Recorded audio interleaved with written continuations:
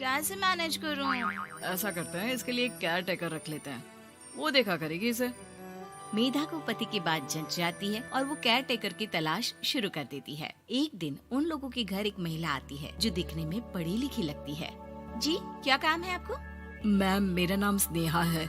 आपका एड देखा care taker का, क्या मैं आपके यहाँ काम कर सकती हूँ? हाँ, क्यों नहीं, लेकिन आप तो अच्छे घर की लगती हैं, फिर नौकरी क्यों? दरअसल मेरे ससुराल वालों ने मुझे घर से निकाल दिया क्योंकि मैं माँ नहीं बन सकती और माता पिता भी नहीं है इस दुनिया में। तो अरे अरे, कोई बात नहीं, तुम लक्ष्य को ही अपना बच्चा समझो और यहीं रहना, और किसी भी चीज की जरूरत हो ना तो बता देना। नेहा खुशी खुशी लक्ष्य को संभालने लगती है। रात को जब मेधा घर पर आती है, अरे क्या बात है स्नेहा, तुमने खाना नहीं खाया क्या? अरे दीदी, आपका बेटा टाइम दे तब ना। अरे तो जब वो सोता है तब खा लिया करो। तब तो मैं इसके पास ही बैठी रहती हूँ। कोई मच्छर या कीड़ा काट ले लक्ष्य को तो अब आप पकड़ो, मैं खाना खा लेती हूँ। स्नेहा वहाँ से चली जाती है। बहुत ही अच्छे से ख्याल रख रही है ये लक्ष्य का। मेधा, इतना तो शायद तुम भी ध्यान नहीं देती। मेधा को पति की बात बुरी तो लगती है लेकिन कुछ नहीं कहती। धीरे धीरे स्नेहा मेधा और उसके पति के साथ बाहर भी जाने लगी। सुनो, स्नेहा को भी बाजार ले चलते हैं, वो क्या है ना लक्ष्य को देख लेगी जब तक मैं शॉपिंग कर लूंगी। हाँ हाँ चलो, वैसे मैं चाह रहा था कि लक्ष्य को लेकर हम दोनों ही चलते। क्या यार, तुम तो फ्री में इमोशनल हो जाते हो, कितना देख लेंगे हम दोनों मिलकर, ले चलो उसे। कार से निकलकर मेधा और लक्ष्य रोड क्रॉस कर रहे थे कि सामने से कार आ जाती है। मेधा का ध्यान नहीं होता लेकिन स्नेहा तुरंत लक्ष्य को मेधा से छीन लेती है। मेधा गिर जाती है और कार मेधा को छूकर निकलती है, जिससे मेधा को खून आ जाता है। पति मेधा को हाथ देकर उठाता है। स्नेहा लक्ष्य को लेकर गले लगाई रहती है। थैंक्स स्नेहा, मैंने तो ध्यान ही नहीं दिया था कि कार आ रही है।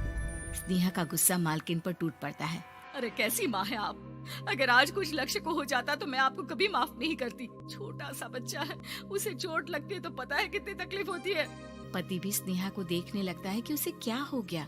मेधा को स्नेहा पर काफी गुस्सा आ जाता है। घर आकर कहती है, देखो स्नेहा, माना तुम लक्ष्य को बहुत प्यार करती हो, लेकिन वो मेरा बेटा है, मैं कभी जानबूझकर उसके साथ बुरा नहीं कर सकती, समझी? मुझे माफ कर दीजिए, मैं लक्ष्य को लेकर कुछ ज्यादा ही सेंसिटिव हो चुकी हूँ। मैं ध्यान रखूंगी कि आगे से ऐसा ना हो। मेधा का मन स्नेहा से अब हटने लगा था। एक शाम मेधा ऑफिस से घर आती है कि लक्ष्य उसे दिखाई नहीं देता और ना ही स्नेहा। वो स्नेहा के कमरे में जाती है जहाँ दोनों सो रहे होते हैं। अरे स्नेहा, लक्ष्य को आज इस कमरे में क्यों सुला दिया? दीदी, मुझे नींद आ रही थी, ऐसे में उसे कमरे में अकेले लिटाना मुझे ठीक नहीं लगा।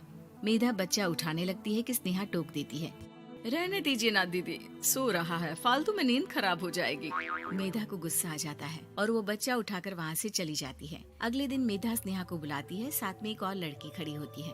स्नेहा, अब तुम अपना कुछ और देख लो, हम लोगों को नई केयर टेकर मिल गई है, तुम इस हफ्ते घर छोड़ देना।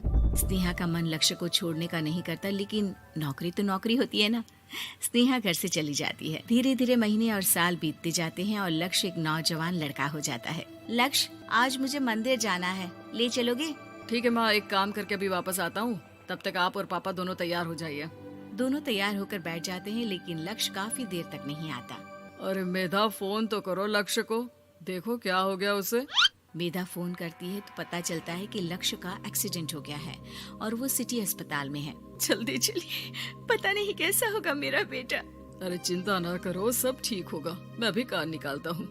दोनों मियाँ बीवी अस्पताल पहुँचते हैं जहाँ वो लोग देखते हैं कि लक्ष्य बिस्तर पर पड़ा होता है। एक महिला इन्हें यहाँ लेकर आई है, वो वहाँ बैठी है, लेकिन फिलहाल तो आप लोगों को इनके लिए किडनी का प्रबंध करना होगा। एक्सीडेंट में इसकी किडनी डैमेज हो गई है। मेरी ले लीजिए डॉक्टर साहब, मेरे बेटे को बचा लीजिए। नहीं नहीं, आप माँ हैं, आपकी नहीं ले सकते, पिता की भी नहीं। आप किसी रिलेटिव या दोस्त से पता कर लें और हाँ, थोड़ा जल्दी करें क्योंकि देर होने से मामला बिगड़ सकता है। मेधा बैठकर रोने लगती है कि वहाँ डॉक्टर आ जाते हैं। जिस औरत ने आपके बेटे को यहाँ भर्ती कराया था वो अपनी किडनी आपके बेटे को देना चाहती है। हाँ? कौन है वो, कहाँ है वो? तभी वहाँ स्नेहा आ जाती है। स्नेहा तुम? मैं लक्ष्य को पहचान नहीं पाई थी, लेकिन आप लोगों को देखकर समझ गई कि ये लक्ष्य है, इसलिए वापस आ गई। मैं अपनी किडनी आपके बेटे को देना चाहती हूँ। मेरी अपनी तो कोई औलाद नहीं, लेकिन लक्ष्य में मैंने हमेशा अपना बच्चा देखा। तुम धन्य हो स्नेहा, जो इतने साल में भी लक्ष्य को भूल नहीं पाई। सही मामले में तो वो तुम्हारा ही बच्चा होगा, क्योंकि जन्म भले ही मैंने दिया हो, लेकिन आज तुम उसकी जिंदगी बचा रही हो।